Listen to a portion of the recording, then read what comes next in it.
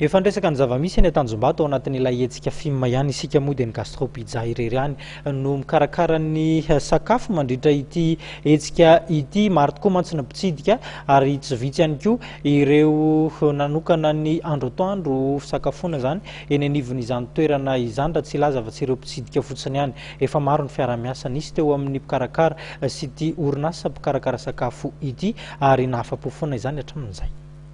Telo taona lasa izay no nanomboka nisy ny fiaraha-miasa teo amin'ny La Gastronomie Pizza sy ny Foire Internationale de Madagascar raha ny fanamariana izay noentiny mpanorona ny La Gastronomie Pizza.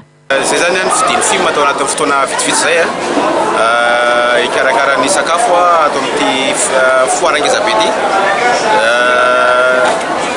Fiara-miasanay zany dia tsotra be, raha mahafapo azy dia tazominy foana, raha tsy mahafapo azy dia solon'olona hafa indray.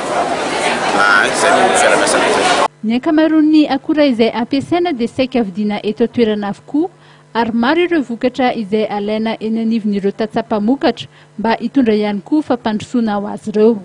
Gastronomie Pizza miara-miasa amina fournisseur be dia be mpamokatra zany.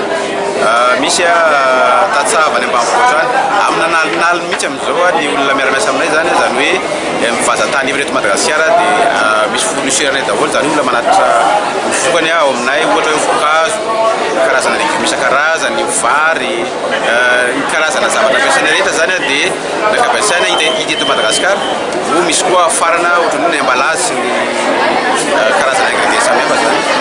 Ankehitriny dia efa betsaka ireo mpifaninana eo amin'izay fanaovana pizza izay fa mbola manana mampiavaka azy ny La Gastro izay manaraka ireo fepetra samihafa raha tsy laza afa-tsy eo amin'ny fahadiovana sy ny kalitao izany. Be dia be misy ny concurrent amin'izao fa ny ataonay fotsiny zany ny mampiavaka anay ngambany noho izay mpitantana somary fanazotra kely daholo zany zay mikadra atao aminay eo misy any amin'ny impolo any zay ny kadra ato rehefa somary nazotra kifa dia mametraka izay hoe